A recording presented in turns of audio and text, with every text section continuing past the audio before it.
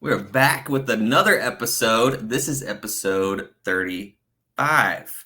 And we are going to get right into it today. But if you or someone that you know wants to be on a future episode, shoot me an email. If you're watching, it's right here. If you're just listening, it's sttf.weareverywhere@gmail.com. Without further ado, guest number 35, Greg Sarafan. What's up, buddy? Hey, how's it going? It's good, man. It's good. So where are you? Give us a rundown. Where are you from? What do you do? And how'd you get into Phish? Sure. So, I'm from Jersey City, New Jersey. Okay. Um, yeah. I'm an attorney, and I first got into Phish. Well, that's kind of a story. Um, Okay. Let's hear it. so I first heard Phish in 2008. I wasn't really into them before then. Okay. And then I heard that they were coming back. I went to see them in Albany at their first tour back in '09. In '09. And I thought they were great. But then I saw them again, and I didn't really like it. You didn't really Um, like it? no, I didn't really like it. I had a bad experience at my second show, Oh, okay. where I I was just talking to the people around me, and they were very stuck up. Um, we'll call them some jaded vets. Dude. Um, Okay. And yep. and Go ahead.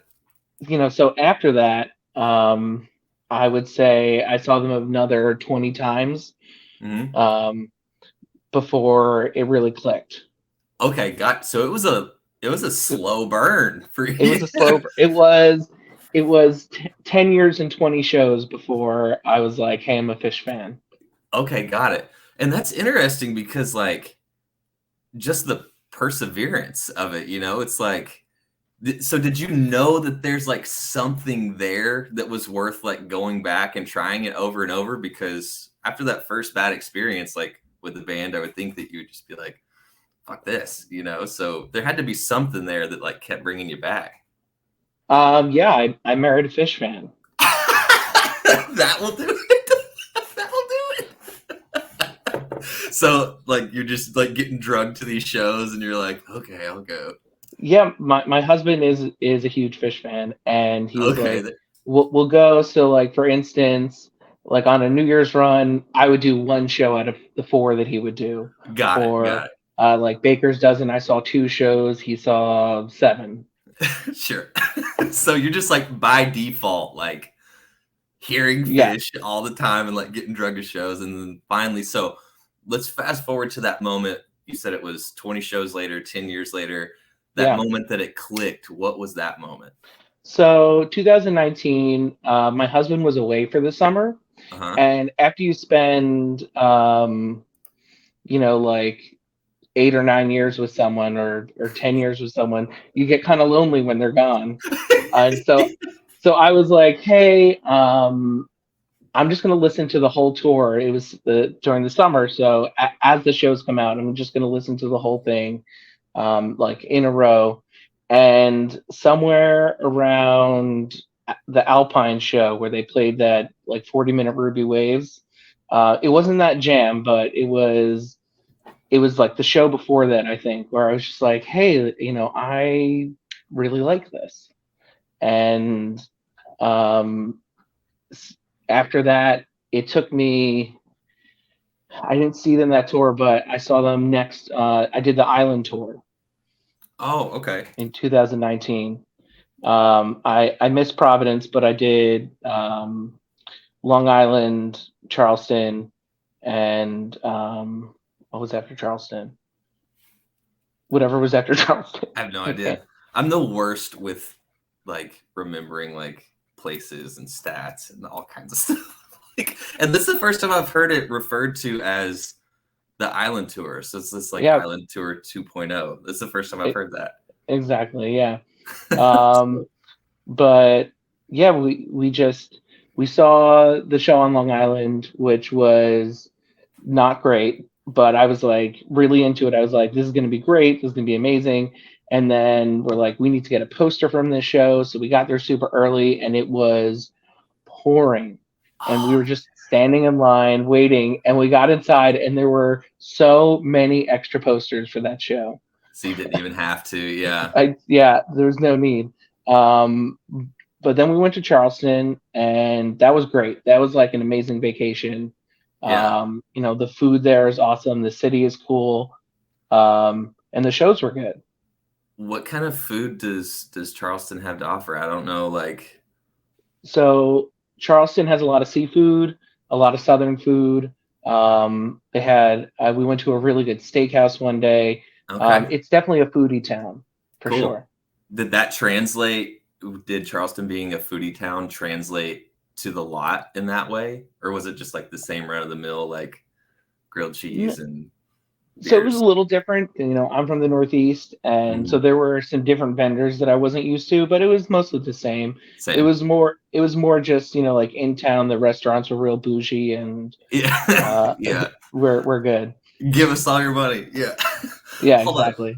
I wanna back up here, not to like take us off track and on a tangent. But you said you're an attorney? Yeah. I've never had an attorney on. I don't Oh, think I have any friends or have met anyone like in this space that is an attorney. So what kind of attorney are you? real estate litigation. I go to court every day. Oh, fun. Yeah, Real estate litigation. Wow. Okay, cool. I've but never I'm actually not the only attorney at my firm that likes fish. Um, No way. Okay. so so in my interview for this job that I have now, I had on my resume, right at the bottom, a list of music festivals that I was general counsel for. Oh, Um, I was and I so was like, wait, you put that on your no, resume? You but were but general. Got it.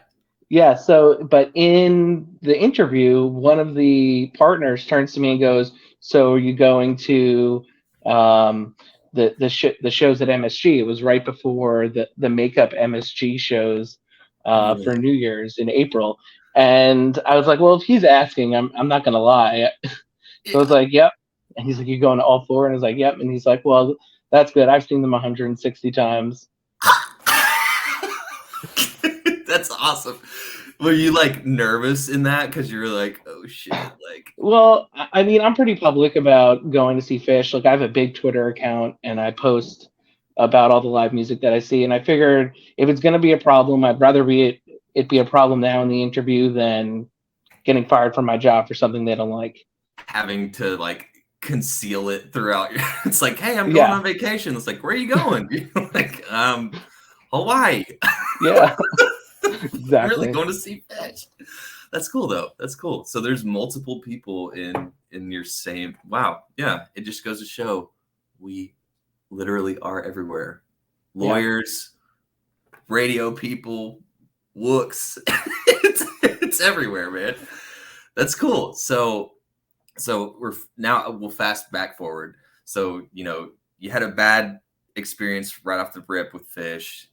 Married someone that was super into him. Took the time, let it build, and now you're a fan. To this date, are you still at 20 shows? How many shows have you seen? 45 shows. 45. Okay, cool. Yeah. 15 of them were in 2020 Wow. So hitting it hard in 2020 or or 2021. 2022. 2022. Sorry, Yeah. not Yeah. 2020. There were no shows in 2020. I was like, damn, you must have been getting some secret shows. How'd you get into those? So now that you've like gotten your feet wet and you're into them, like what is your like whenever you're just like say on a Saturday, wake up and you're like, I want to listen to some Phish. What year do you keep going back to? What would you say is your favorite year of Phish? Is it something in 1.0? Is it something it shows you've already been to? What do you keep going So back to? I have a pretty controversial opinion about listening to Phish. I love controversial opinions. Okay. So I don't listen to Phish that I can't go see live. Meaning I don't want to listen to those amazing 1.0 shows because I find it disappointing when I go and see them. Interesting. And hold on, let me process So you don't listen to any 1.0 or 2.0 No, Phish? I mean I have. If someone has it on, I don't make them turn it off. Okay, But I won't go and seek that out. got it. So a couple of things. I would say, so there's two different sides to this, on my opinion on this. The first side, the initial like reaction was like, why would you rob yourself of like all of this greatness from when arguably they were in a version or an era of their prime, right? Yeah. But then the second part of it, it's almost like what's a good analogy for this? Almost like this is going to be a horrible analogy. Like an alcoholic not wanting to like go to a party where there's alcohol because they're like, I can't have the alcohol, so I just don't want to like be around it, right? Yeah. But like, so like respect on that part, like not having, like not wanting to set those expectations, I guess, in your head of like just hearing some like monster show from 97 when knowing that the next show that you're going to go to, wherever it's at, you're not going to get that. Is that kind of where your head's at with that, or am I way Yeah. off? No. That's pretty right. I mean, I spent years listening to all the Phish that there was, So you especially when I experienced it. yeah. So when I was trying to get into them, those first 20 shows or so, I was listening to that, and then I'd go to the show and be like, "That's not what it sounds like." Yeah. Different era, different time for sure. Yeah. Different So style of playing. So to answer your actual original question, 2013 is really good. 2015 is really good, Okay. and I enjoy shows that I've been to. So you go back and listen. I go back and listen for sure. I like that. And that is, I think you nailed it. I would say that is the most as controversial as you can get when you're talking about Phish. Yeah. That is kind of a controversial opinion, and I'll be curious to see in the comments what people have to say about that. And we try to keep this comment section nice. Okay. Let's keep that in mind. We're not bullying here, but yeah, I'll be interested to see like what the takes are. And I would have you I'm heard sure people will tell me that I'm wrong. But here's the thing with music, that's why I love it. It's because with music, everything's subjective. Like, Yeah. who's to say, like, if that's what gets you off, like, if that's what you like, who's to say that's wrong? What I don't like, though, on the flip side of that, which is why I said, like, respect, is like people, and I know people like this, people that, just hammer like 1.0 and like, all you listen to is 95, 97, 99, and then go to the shows like now and just bitch because they're not hitting that mark. Yeah. Like, dude, it's not gonna be that. It's a Yeah, different, it's a whole different thing now. It hasn't been that in 20 years. Yeah. If not, yeah, exactly. And I would almost rather have your take on it, to where it's like I don't even want to subject myself to that, rather than like listening to that and like expecting that every show, because that's not what's going to happen. Yeah. I mean, when I'm driving the car, I have Sirius, so the Phish radio station has on plenty of older Phish. Mm-hmm. So it's not like it's poison to my ears. This is 95. Yeah. I can't believe they turned on 93. No. Right. No, it's great. It's just it's just not conducive for me going to a show and being able to compare it to something else that I've seen, or having some reference as to what it should sound like or does sound like. Right. That's very interesting, man. That's why I love this podcast, dude. Like, I never in my group of friends or people that I see have go see Phish with, that I talk Phish with, would I have ever heard that. And like meeting you on TikTok and Twitter, and like just hearing that, like it's like expanding and hearing other people's opinions on this thing that we all love. I fucking love it, man. Okay, kind of related to that, and I'm curious to see if this will also be 3.0. I'm assuming it will be. But Do you have a favorite jam of all time? So, my favorite jam is for my wedding night. Like Um, Phish at your wedding? no, so Oh, I the got actual. married. Okay, Yeah, I go got back. married in Vegas during the 2016 run. Oh Um, shit.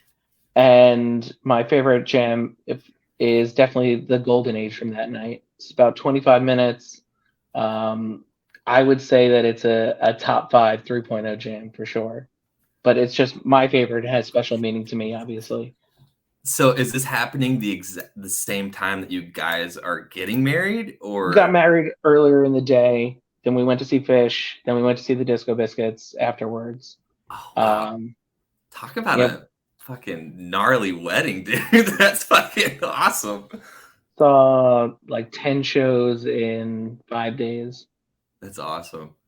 And so did your husband also like was like you're like you just got married and like you Yeah, guys are go to the show, were you both like this fucking gold, like this is like our wedding present from Fish? Were you yeah. both on the same vibe about that? We're on the same page that it was like you could tell that it was something special at the time. Yeah. You're just like, this is our wedding present from Fish. Yeah, That's cool. That's cool. So Golden Age from Vegas 2016. I'll have to go back and re-listen to that because I don't have that one like in the vault right now. I yeah, can't be like, oh yeah, at 7 minutes or whatever, like I can some. Um, so within your, I know that you've got other people like in your firm that you work with that are into yeah. fish, and you're married to someone that likes fish, but in like other friend groups or maybe family, people that aren't into fish or haven't heard fish, maybe, what would you play for them if you're trying to be like, hey, you should check this band out? Um, you go in like a full show, you go in just a jam, you go in like a studio song. What would you play for someone that's never heard Fish? I don't know. It depends on the person. It I does. took my aunt to see Fish Oh, in AC over the summer, and she saw the Dead like 100 times. So for her, I played some live music. But for like my cousin who was coming with us to our wedding and was coming to the show after with us, I gave her some studio tracks to listen to cool. um, because I knew that would be more her speed. Yeah. So it kind of depends. No, it does. It does. It depends on, who you're talking to. I mean, if you're like with your aunt, she's a deadhead. You know that she's accustomed to the jamming. So yeah, here's a live Yeah. show. Check it out. But if you're like, let's just for like the sake of conversation, what would you play for, like if you had a friend that was like a metalhead? A metalhead, probably Carini. Yeah, for sure. You're just like Humphreys, not Fish at all. Yeah, that's the right answer, but the answer to your Yeah. question is Carini. Yeah, Carini for sure. And especially like going back to like your favorite year, like any of those like Carinis from 13, Yeah. those are fucking, those get dark and gnarly. I love those. Um, let's see here. Okay, going back to controversial opinions, because I would say that now in this 3.0 or 4.0 It's era, 4.0. I'm a 4.0. big proponent of 4.0. Okay, so are you passionate about 4.0? Yes, it's definitely 4.0. There was a Okay, break. Whether or not it was their choice, I don't think matters. I think okay. it's definitely 4.0. Okay, interesting because I I want to get this out of the way before we start having this conversation. I'm not super passionate about like 4.0, 3.0, but if I had to have a take on it, what I would say, um, kind of opposite of what you're saying, like it doesn't matter if it's their call or not, there was a break. All of the other breaks were their choice, right? I mean, their choice. Take that for what you will, but it's like 1.0 ends, it's like the choice as a band, as Trey, whatever. 2.0, same thing. And then coming into like 3.0, 4.0, that decision was kind of like made for them and like the rest of the world, it's like, hey, Hmm. everything's like shut down. So I don't know. Let's compromise and call it 3.5. I'm just kidding. It can be 4.0. I don't care. So going back to like controversial, what is a Phish song that you would be okay with never hearing again? What Phish song do you not like? Phish song do I not like? Yeah. Man, your comments are going to be filled with hate. I would be okay never hearing Fluffhead again. Fluffhead? Yes. That is, I would say that's one of the more controversial answers I've heard. I had someone on that said Character Zero, and that really like threw me. I was like, what? But then like I thought about it, and I was like, I can get it. And I can also, I'm going to say first, before I comment on this, I love Fluffhead, but I also can understand why. But I want to hear your reasoning why. Like, what is it about the song? So if Fluffhead is, for instance, like a standalone set opener, I'm okay with it. Sure. But when it's in the middle of a set, I think it kind of messes up the groove. You know, it's its own thing that I think needs to be standing alone by itself. Or maybe like even encore. Or an encore is that's fine. Yeah. Because Fluffhead is one of those songs. To your point, if you're in the middle of like, you know, a kick-ass second set and it's flowing, let's just say you got a fucking gnarly Carini, you got a gold, whatever it is, and it's like turning. They go into Fluffhead, and you know for at least the next 12 minutes, you're getting a standard Fluffhead. They're not breaking any new ground. Now I'm going to start getting the hate. For the most part, they're not breaking any new ground. You know what you're getting. It's standard. So I can, if you don't love the song part of it, right? The composition, then yeah, I can see why you'd be like, yeah. So I get it. I don't think it's as controversial. I'm curious to see the comments on that too. I get it. What song would you like to see Phish cover? Africa by Toto. Oh shit! Sure. Dude, now that fucking song's gonna be stuck in my head all day, dude. That is a great one. I think they would kill that. Yeah, so do I. Dude, Phish, if you're listening, Trey, Mike, pay anybody, do it, man. And then as soon as they do, it's one of those. That's not weird. That's a unique enough of a song that like I'm surprised they haven't come across that yet. So I got on the Africa train when a friend of mine was like, they really should cover Africa by Toto. And I was like, you're right, they should. And he has some connections in the music industry. And apparently he brought that to Paige and Phish. And they like were both face into to face? Face to face or through intermediaries, I'm not sure. And apparently they were into it, but Trey was not. Trey, come on, so dude. I don't think it's ever going to happen. Unless Paige just starts like, maybe not a full cover, but you said Paige was into it and Fishman were into it. Maybe Paige just starts like teasing it, like in the middle of a jam, like on the keys. That would be sick. That's I feel like that's all I'm going to be listening for. When did this conversation happen? Was it a while back? I'm assuming. Yeah, this was like in 2014, 2015. Oh, okay. Yeah, it's probably not going to happen then. No. It's forever ago. Yeah. Do you have any? You said you've seen 45 shows. Am I remembering that correctly? Okay. What song are you chasing?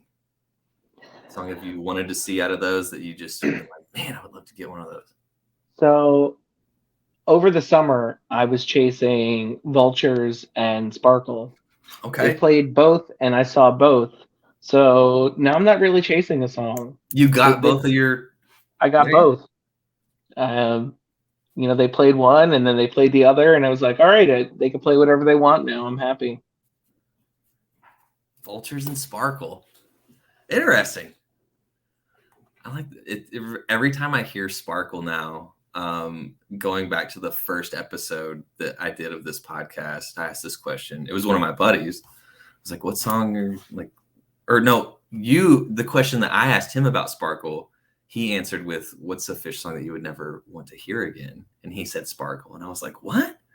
I was like, "Why, dude?" I was like, "It's such like a fun, like it's quick, it's fun, Yeah. like it gets you going." And I can't remember exactly why he said he didn't like it, but it's always stuck in my head. I was like, "Who doesn't like Sparkle?" But that's cool that you were chasing it and you got it. I did. I saw it. I saw it for my first show, and then I didn't see it again for another 13 years. Right. Damn. Have you ever seen a brother that you remember? No. That's what I'm chasing. Me and one of my Yeah. buddies that go see Phish together all the time. It's like, can we just get a brother? Like, that's all we want, man. So out of your 45 shows, what are some of those memories that stand out to you? Like, you know, I think there's like an Instagram account or something, like crazy things you see at Phish. Like any of those like memories to where you like ran into someone that you hadn't seen in 20 years, or like saw, like, what are just some of those standout memories from tour, whether it be on the road, at the show, in the lot? What stands out to you that you're comfortable with sharing? Yeah. So in 2013, through the lotto, I ended up getting tickets to Up for the Floor for all 4 nights Nice. for New Year's Eve. And I'll never forget how close I was to Trey on New Year's Eve when they were out on the truck in the middle of the floor. Yeah. He must have been, I don't know, it was closer than you could get being on the rail because there was no space between the truck You're like and the right people. there. Yeah. You're like touching the truck. And so it was just so close to the band. That's something I definitely can never forget. Just like being right there. Yeah. Yeah. Just like looking up and, oh, there they are. It's like being at the very front row in a movie theater. Yeah, Okay. pretty much. That's cool. Yeah, and then also from that same night, my friend comes back from the bathroom, and goes, the security guard just kept asking me what book I should be reading, and we're like, what? And he's like, yeah, what book? Oh.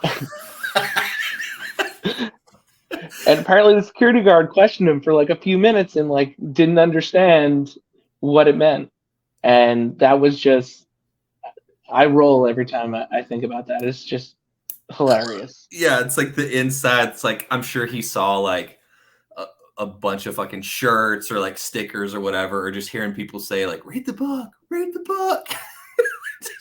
Like, what the fuck? What are you talking about, man? What book? Yeah. That's great, dude. It's those inside jokes, I guess, that we take for granted, that like we don't even think think of anymore. It's like, what do you mean? Read the book, dude. The book. The book. That's awesome. Let's see what else.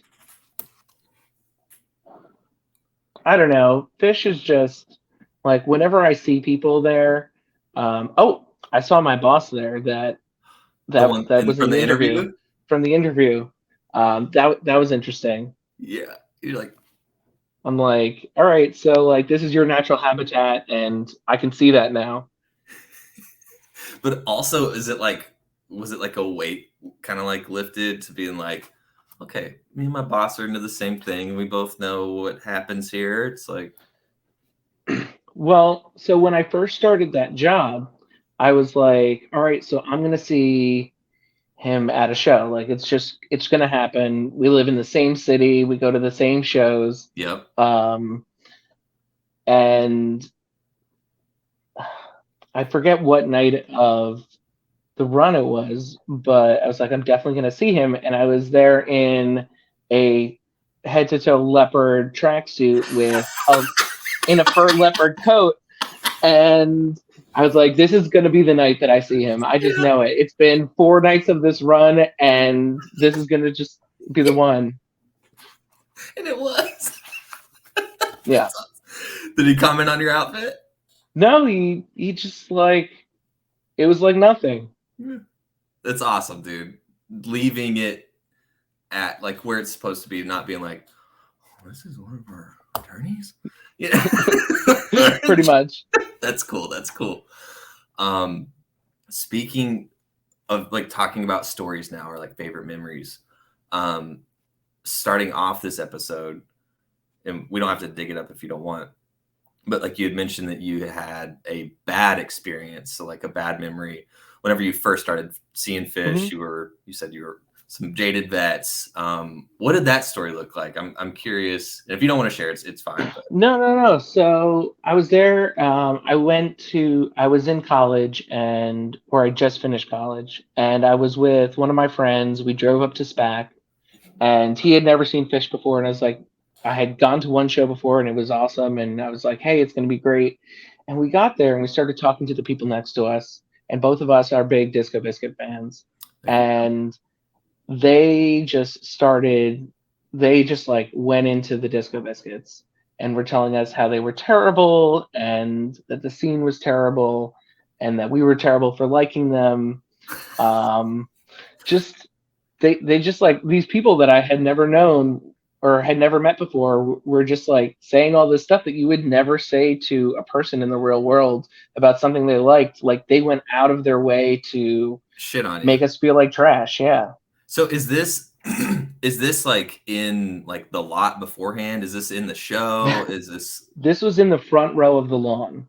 So okay. At SPAC there's the pavilion, and then the lawn kind of has like a little like a low wall in front at the edge of it.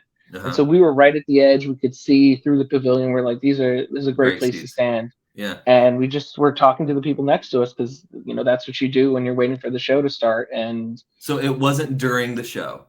It wasn't during the show. It was waiting for the show to start. Got it. And they just fucking went into it. And then going forward, I had maybe not as extreme conversations with people, but similar conversations with people where I'd be wearing something like Disco Biscuits merch, and they would just like, I've had people at a show like come up to me just to tell me that the Disco Biscuits suck and then walk away. For real? For real. Dude, there is this, like, I'm trying to think of like what to call it. It's like almost like a sports team mentality, like in the jam band scene. And I'm not sure that it like exists in any other like music scene other than like the jam band scene. It's like all of these bands that, that kind of like do the same thing, like multiple people like multiple different jam bands. Yeah. And it's like almost like people are like, my jam band is better than your jam band. It's like a football team. It's like we got the Super Bowl coming up tomorrow. It's like if I'm an Eagles fan and you're a Chiefs fan, it wouldn't be crazy for me to be like, hey, Chiefs suck, you're going down tomorrow, whatever, Yeah. But like taking that to like the realm of music just seems like kind of seems crazy to me. Like music isn't a competition. Yeah, no, the lighthearted like banter, like I know that there's like a feud, if you will, between like Phish fans and Widespread Panic fans that feels like the biggest rivalry, It's like, oh, whatever. If it's lighthearted and like fun and both people are like having fun with it, I think it's like cool and fun and like part of like whatever. But like to go out of your way to walk up to someone and be like, is that your favorite band? They suck. My favorite band is the best. Yeah. So like that's like so elementary. It's goofy, man. So I'm sorry on behalf of all other Phish fans that happened to you whenever you were first getting into it, because that's not cool. Yeah. But obviously I got over it. I'm glad you did. Yeah, me too. So would you say that Disco Biscuits, like, let's do this if you're comfortable with it. Hierarchy of like you personally for like, I know this is a Phish podcast, but it's all in the same realm. How would you rank like your top, what say top 5 jam bands in order? And you don't have to feel obligated to put Phish as one. Well, it wouldn't be. Okay, the The Disco Biscuits are my ride or die band. That's your number one favorite. Yeah, I've seen them Okay. 127 times. Gotcha. Okay. Wow. Wow. I've seen them once, and it was at like a music festival. But I did get to experience it. So I don't Yeah. know if I was like paying attention. I was just like kind of there, but I saw them. Okay. So That Disco counts. Biscuits number one. Yeah. Phish would be number two. Maybe a controversial opinion again. I would put the New Deal as number three. Okay.